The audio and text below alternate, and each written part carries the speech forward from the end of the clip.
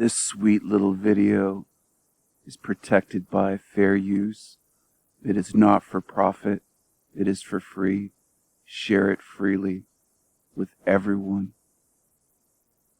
It is for the purposes of criticism and commentary and teaching. Thanks for watching. This is a happy little warning for you. Viewer discretion is advised. This video is for mature audiences only, may contain some disturbing or scary subject matter.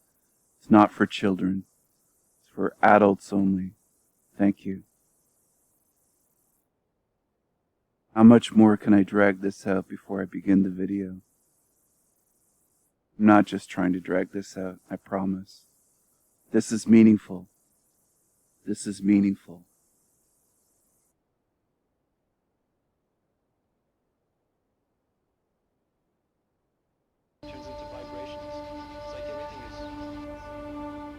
I was given a glass of Kool-Aid, and so were the other children. This Kool-Aid was spiked with LSD. It was horrible.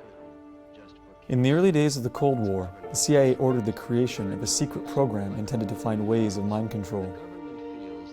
They funded an army of psychiatric institutions across the United States and Canada to perform experiments on unsuspecting patients using psychedelic drugs, sensory deprivation, electroshock treatment, and more. The program was known by its codename, MKUltra. Don't drink the Kool-Aid. So a lot of us that have done research over the years have researched MKUltra, mind control, CIA, LSD experiments, psychic driving, Dr. Ewan Cameron, ties with the hospital in Montreal, the CIA, all that sort of stuff.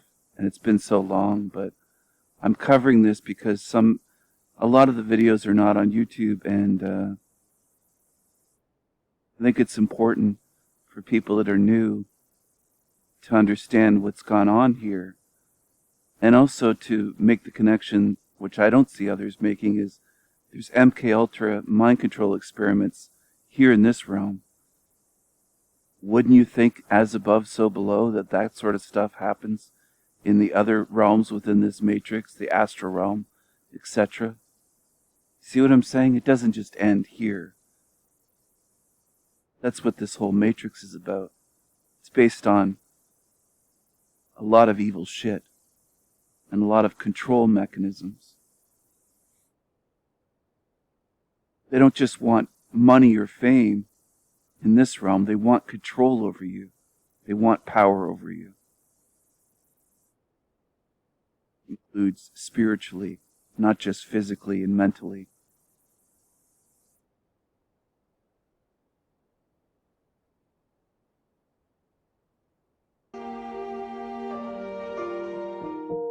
At the end of the Korean War, a number of freed American POWs came home seemingly brainwashed and espousing communist propaganda. American officials suspected that the soldiers had been subjected to what they thought were new communist mind control techniques. Alarmed by the situation, the newly formed CIA allocated $25 million for psychiatric experiments on human beings. It was the most secret program ever conducted by the CIA in the United States. Patients at psychiatric hospitals, prisoners in federal institutions, and even people in the public were given drugs without their awareness or consent and experimented upon. Initial projects within MKUltra included Operation Midnight Climax. They established what were called safe houses, where prostitutes would lure men to these apartments. And then once the men were in the apartments, they were dosed with LSD. And then they were basically studied by CIA scientists, usually behind a two-way mirror. Another common practice was the hosting and observing of LSD-induced parties with live music. These parties were called acid tests, and the culture that grew out of them played a key role in the development of the hippie and psychedelic movements a few years later. However, some of the most damaging experiments occurred at the Allen Memorial Institute. The acid tests had to do with Ken Kesey, the Merry Pranksters, the Grateful Dead, also Timothy Leary, or Dr. Timothy Leary. They were all involved, and they were all connected with the CIA. They were all agents, basically. Controlled opposition. They weren't rebels. They weren't who they claimed to be. All right? They were working with the control system. And that's how fame works in this world. Whether people want to resist that for life and don't want to accept that that's the case, but that's how it works. If you really dig into the research, you'll see what I'm talking about. Time after time, that's how fame works.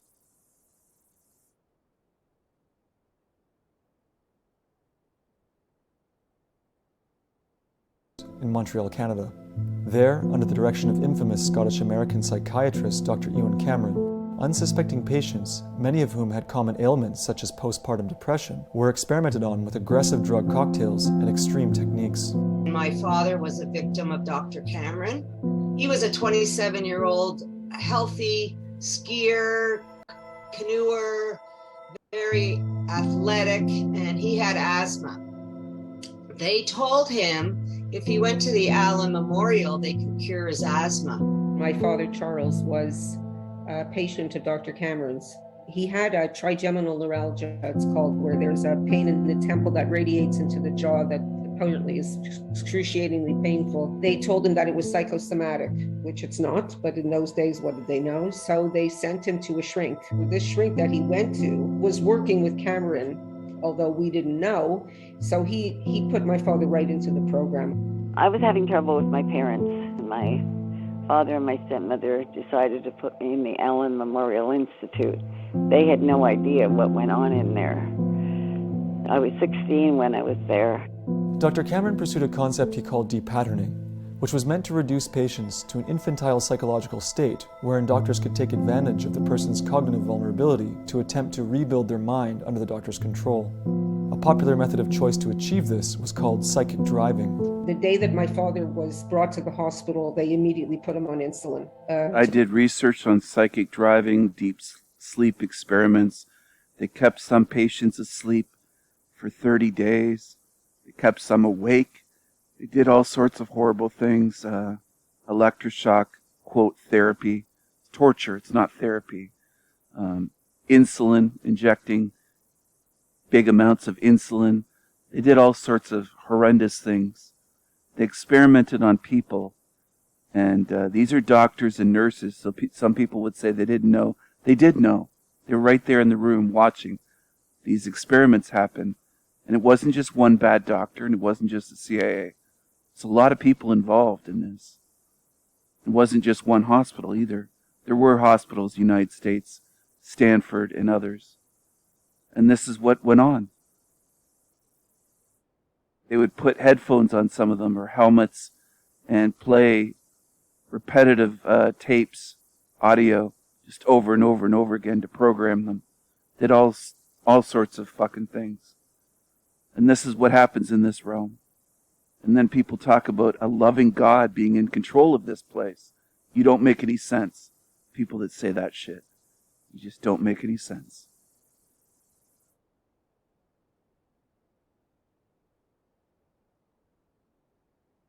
Put him into like an insulin coma. They took clips from the interview with the shrink and put it on tape to run a loop under his pillow while he was put into this sleep treatment. He also was put in an insulin coma for 36 days with a recording beside him saying that your mother hates you over and over and over and over and over. That was beside my bed constantly, repeated 250,000 and 500,000 times. Another common method was the use of extreme Page-Russell electroshock therapy. Page-Russell shock treatment is approximately 40 to 75 times the strength of a normal shock treatment. So it's really designed to wipe out the memory. Did any nurses say this is wrong? Did anybody step in and say this is inhumane? These are crimes against humanity? There are some people in the comments down here that have said certain things like that. This guy says he's a psychologist. He's appalled. And then he says this. What does that have to do with it? Where's your proof of that? Okay? There's much more proof that that stuff, these experiments happened here, in this country, Canada, and in America. Canada and USA.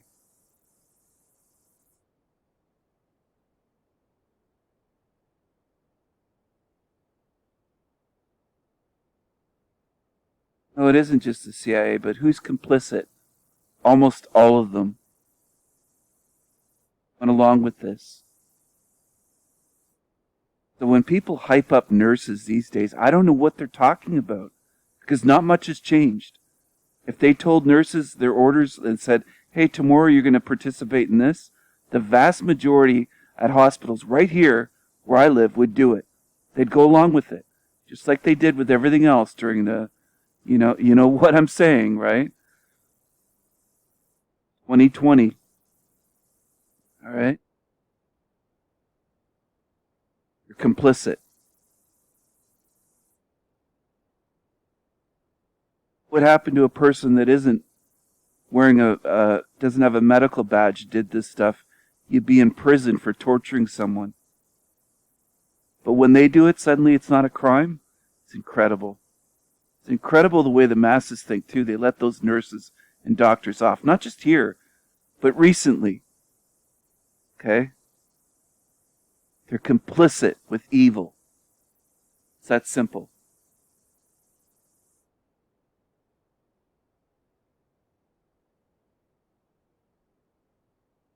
He received 54 high voltage shock treatments, followed by 54 grand mal seizures. After 27 days of this, they said that they were discouraged because he still had ties to his former life, in that he was asking to see his wife.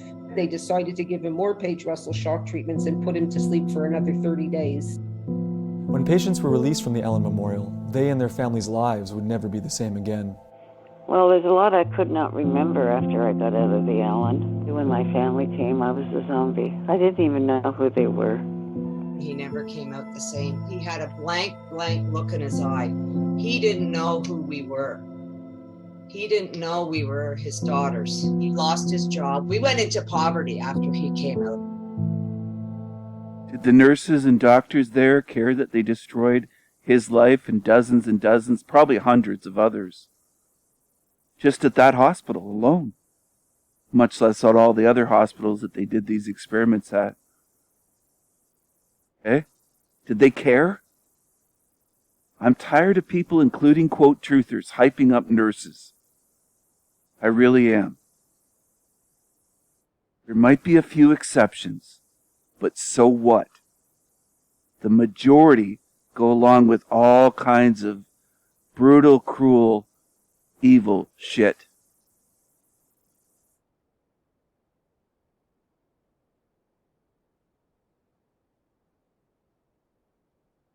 He had said in his interview with the shrink that I was the apple of his eye. And after he came home, he started beating me not long after. In 1973, the MKUltra program was terminated, and some of the evidence of its activities was systematically erased. The whole thing was basically discovered because of a whistleblower named John Marks, who wrote the first book really about the program called The Search for the Manchurian Candidate. There were congressional hearings here in the United States in the mid-70s after it had been exposed. And during those hearings, the CIA finally admitted that this program existed. They admitted that it was probably not the right thing to do, but they feigned innocence. Despite the congressional hearings and marginal interest in the subject in popular culture, most MKUltra survivors suffered in silence, taking their trauma with them to the grave. I have to end this video here before 15 minutes. So thanks for watching, everyone, and take care. Have a good day. Disrupt the system. Choose freedom.